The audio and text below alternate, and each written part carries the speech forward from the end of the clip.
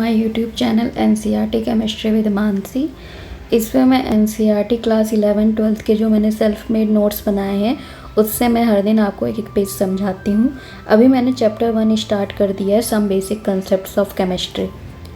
Basically हमने कहते हैं इसमें केमिस्ट्री इन एंशिएंट इंडिया पढ़ लिया है, मैटर पढ़ लिया है, मैटर की कैरेक्टरिस्टिक्स पढ़ ली है, मिक्सचर और प्योर सब्सटेंस पढ़ लिया है, फिजिकल एंड केमिकल प्रॉपर्टीज़ पढ़ ली हैं, मैटर की एसआई यूनिट्स पढ़ ली हैं, सिग्निफिकेंट फिगर्स पढ़ ली हैं। एक्चुअली हम हर दिन एक एक पेज पढ़ रहे हैं, तो अभी तक हमारे बहुत सारे पेजेस कंप्लीट हो गए हैं। आपको किसी भी टॉपिक का वीडियो चाहिए तो आपको एक मेरे यूट्यूब चैनल में मिल जाएगा। आप पुरानी वीडियोस देखें, आपको सब कुछ हर दिन एक एक पेज में समझाती हूँ, अच्छे से समझाती हूँ, टाइम देती हूँ उस टॉपिक को, जिससे आपको देखो एक बार चीज़ें समझ में आ जाए ना वो ज़्यादा बेहतर है। अगर ये सोचो कि हाँ इसको थोड़ा टाइम देते फिर दूसरा टॉपिक पढ़ लेते हैं, चीज़ें अच्छे से समझ में आए वो ज़्यादा बेहतर है, चाहे धीरे से देर से ही समझ में आए। बट अगर जल्दीबाजी में पढ़ोगे ना तो फिर यही होता है कि आप 1-2 साल में फिर चीज़ें भूल जाओगे और फिर जब आपका पेपर होता है तो आप सही से नहीं क्वालिफाई कर सकते हो। ऐसा सिर्फ आपके साथ नहीं है, ऐसा सबके साथ होता है। ये मत सोचो कि सिर्फ आपके ही साथ प्रॉब्लम्स हैं लाइफ में, ऐसा नहीं है। जैसे आज मुझे वीडियो बनाने का बिल्कुल मन नहीं था, बट फिर भी मैं कंसिस्टेंसी मेंटेन रख रही हूँ। दूसरी चीज़ ये कि मेरा सिर्फ एक सब्सक्राइबर है अभी, तो मुझे ये भी लगता है कि मैं एक सब्सक्राइबर जो है उसको तो कम से कम अपना, उसने जिस भरोसे के साथ उसको सब्सक्राइब किया है, कम से कम मैं उसको तो अच्छे से डिलीवर करूँ। तो इसीलिए मैं आज मन नहीं था, फिर भी मैं पढ़ा रही हूँ। तो वही मैं कह रही हूँ कि कंसिस्टेंसी रखोगे और टॉपिक को समझने की कोशिश करोगे, बेहतर तरीके से समझने की कोशिश करोगे तो ज़्यादा बेहतर है। उसका रिवीजन करोगे, प्रैक्टिस सेट करोगे, तभी हो पाएगा। क्योंकि लाइफ बहुत जो पेपर है ये सब डिफ़िकल्ट भी हैं और आसान भी हैं। उनको क्वालिफाई करने का तरीका बस होना चाहिए। तरीका बस यही है, टॉपिक को अच्छे से समझो, उनके क्वेश्चंस प्रैक्टिस करो, कंसिस्टेंसी रखो, चाहे 1-2 घंटा पढ़ो पर अच्छे से पढ़ो। और क्या कहते हैं, रिवीज़न बहुत करो। रिवीज़न बहुत ज़रूरी है, क्योंकि मैं मानती हूँ ये सब जो पढ़ाई है ना, इसमें वो इंटरेस्ट नहीं पैदा हो सकता जो इंटरेस्ट हमें ऑल अदर चीज़ें करने में होता है। तो पर हमें अच्छा कुछ लाइफ में करना है तो पढ़ाई की बहुत इम्पोर्टेंस है, उसको समझने की कोशिश करो। कुछ लाइफ में अचीव करना है, बड़ा करना है तो आपको पढ़ना तो पड़ेगा ही।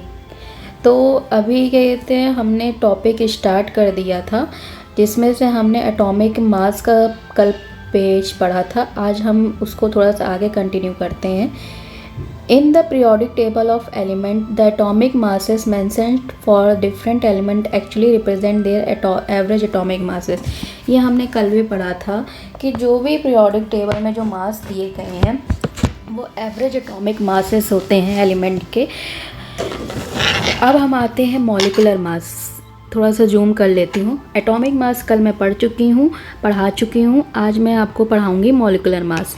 सम of atomic masses of all the elements present in a molecule. हमें ये समझ में तो आ ही गया है कि अगर हम एटॉमिक मास की बात कर रहे हैं तो हम एक एटम की बात कर रहे हैं, अगर हम मॉलिक्यूलर मास की बात कर रहे हैं तो हम एक मॉलिक्यूल की बात कर रहे हैं। और मॉलिक्यूल कैसे बनता है? मॉलिक्यूल एटम के कंबाइन करने से बनता है।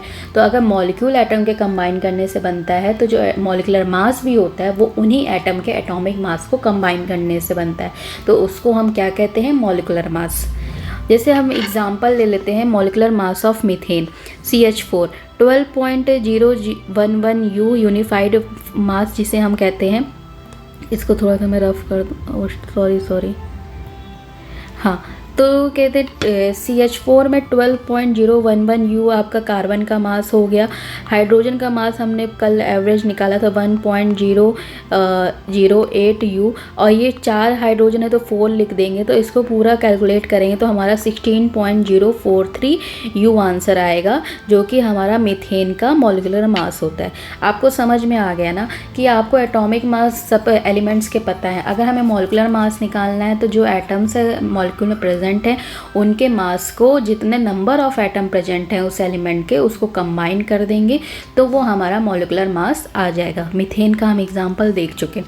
अब फॉर्मूला मास क्या होता है? Some substance such as NaCl do not contain distinct molecule as their constituent units. In such compound, the Na plus Cl minus identities are arranged in 3D structure. It may be noted that sodium chloride 1 sodium Na plus ion is surrounded by 6 Cl minus ion and vice versa.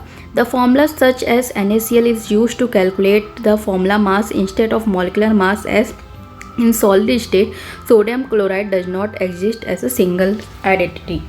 Actually ये है जो भी ionic compound होते हैं, जैसे NaCl हो गया, KCl हो गया, CaCl2 हो गया, ये सब जो होते हैं ये आयनिक कंपाउंड्स होते हैं। आयनिक कंपाउंड मतलब जो आयंस के कंबाइन करने से बनते हैं, जैसे Na प्लस और Cl माइनस। अब इसमें ये होता है कि ये एज ए Na प्लस और Cl माइनस सिर्फ एक NaCl नहीं बनता है। सॉलिड में आप सॉलिड स्टेट आगे 12th में चैप्टर पढ़ोगे, उसमें भी यही बताया गया। NaCl का जो 3D रिप्रेजेंटेशन होता है उसमें एक Na plus ion 6 Cl minus ion के सराउंडेड होता है। तो उसमें हम मॉलिकुलर मास नहीं एग्जैक्टली कैलकुलेट कर सकते हैं, करते हैं, बट उसको मॉलिकुलर मास को हम लोग फॉर्मूला मास कहने लगते हैं।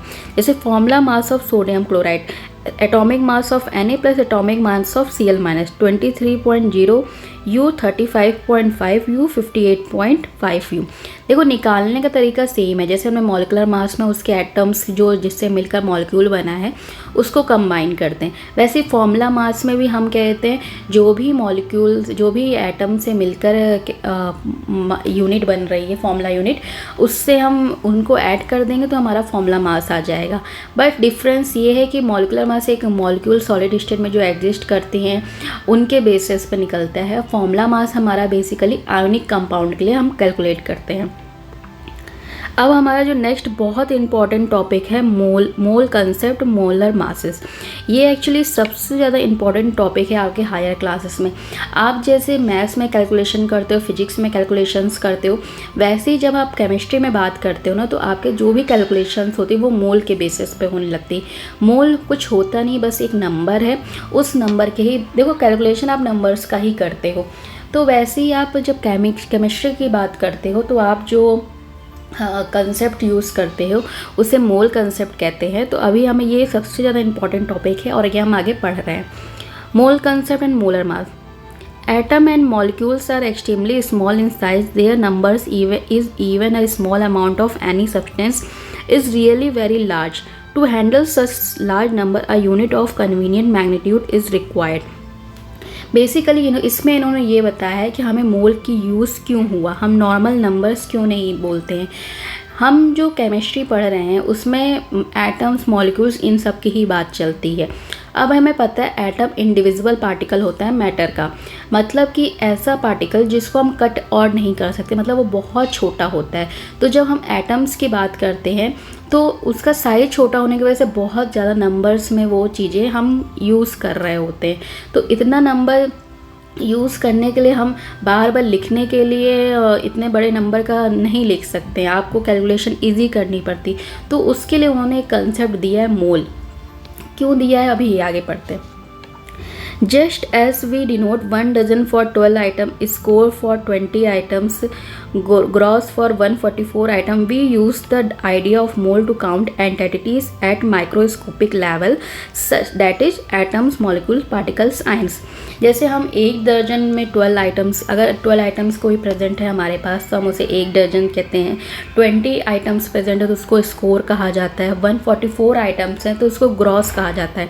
ये चीज़ें आपको पता होनी चाहिए कि ग्रॉस किसे कहते हैं, स्कोर किसे कहते हैं, मोल वो डज़न किसे कहते हैं। डज़न तो हमें सबको ही पता होता है, हम लोग शॉपिंग करने जाते हैं या सब्जियाँ खरीदने जाते, फल खरीदने जाते तो डज़न के ही हिसाब से हम खरीदते हैं, ये हमें पता होती है। देखो जो चीज़ें हम डेली यूज़ करते हैं वो हमें याद ही रहती हैं, उसको हमें कुछ याद करने की प्रिपरेशन नहीं करनी पड़ती। वैसे हमें पढ़ाई को भी एज अ डेली अपना रूटीन बना लेना चाहिए, तभी आपको चीज़ें याद रहेंगी। वरना आप ये सोचो कि आप अभी पढ़ रहे हो, अच्छे से पढ़ लिया, आपको एक हफ्ते बाद वो चीज़ें दोबारा पूछ जाए तो आपको याद रहेंगी, ऐसा नहीं है। आपको जो भी चीज़ें पढ़ रहे हो आपको उसको अच्छे से रिवीजन भी करते रहना, अपने डेली लाइफ में उसको ढाल लेना होगा, तभी आप समझ पाओगे चीज़ों को। तो जैसे इन्होंने बताया कि जैसे हमने इतने आइटम्स को, जो 12 आइटम्स हमारे पास, तो उसको 1 डज़न कहने लगे, 20 आइटम्स हैं तो उसे स्कोर कहने लगे, 144 आइटम्स हैं तो उसे ग्रॉस कहने लगे। वैसे जो मोल होता है ना, वो माइक्रोस्कोपिक जो पार्टिकल्स होते हैं, जैसे हमें पता है एटम्स, मॉलिक्यूल्स, आयंस, तो इनको इनके नंबर्स को काउंट करने के लिए हम जो यूनिट यूज़ करते हैं, जो वर्ड यूज़ करते हैं, उसे हम मोल कहते हैं। In SI system, mole symbol was introduced as a 7th base quantity for amount of substance। अभी हमने इसी चैप्टर में SI यूनिट्स पढ़ी थी, उसमें हमने एक टेबल पढ़ी थी 7 बेस यूनिट्स की। 7 बेस यूनिट्स वो होती है जिनसे और फर्दर यूनिट्स डिराइव्ड होती हैं। तो उन 7 बेस यूनिट्स में हमने मोल पढ़ा था, जो अमाउंट ऑफ सब्सटेंस को डिनोट करता है। अमाउंट ऑफ सब्सटेंस मतलब amount of atom, molecules, ions, इनके बारे में वो बताता है। 1 mole contain exactly 6.022140076 into 10 the power 23 elementary identities।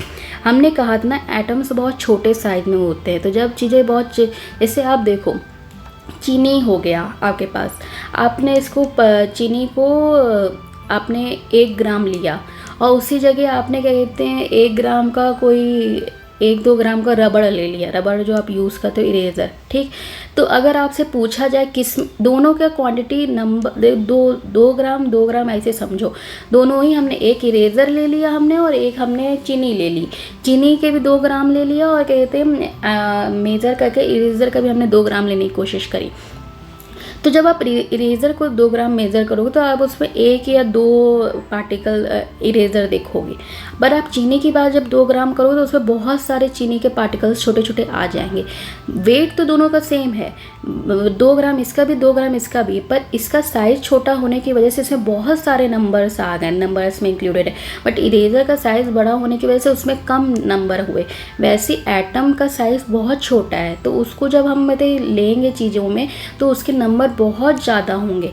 आप इरेज़र और चीनी की बात देखो, हमने जो वेट लिया दोनों का 2-2 ही ग्राम लिया, बट चीनी का कहते साइज़ छोटा होने की वजह से वो ज़्यादा नंबर्स में प्रेजेंट होगी 2 ग्राम में, इरेज़र में 1 ही प्रेजेंट होगा। वैसे एटम्स बहुत छोटे हैं, तो जब भी हम उसका मेज़र करेंगे तो उसके साइज़ छोटा होने की वजह से उसके नंबर्स बहुत ज़्यादा हो जाएंगे। तो 1 मोल को इन्होंने 6.02217014076 इंटू 10⁻23 बताया। अभी 10⁻23 को सोचो, आप 10⁻2 या 10⁻3 को ही बहुत ज़्यादा सब नंबर समझोगे, तो समझो 10⁻23 कितना बड़ा नंबर होगा। इतने बड़े नंबर को उन्होंने 1 मोल कहा है, सिंप्लीफाई कर दिया है। आप जहाँ पर कैलकुलेशन में 6.022140076 इंटू 10⁻23 लिखने वाले थे, वहाँ आप 1 मोल लिखने लगे हो। जहाँ हम 12 आइटम्स को 1 डज़न 12 आइटम्स को हम 1 डज़न जैसे कह रहे हैं, उसको सिंप्लीफाई कर दिया है। वैसे 6.022140076 इंटू 10⁻23 को हम एक नाम दे दिए हैं 1 मोल।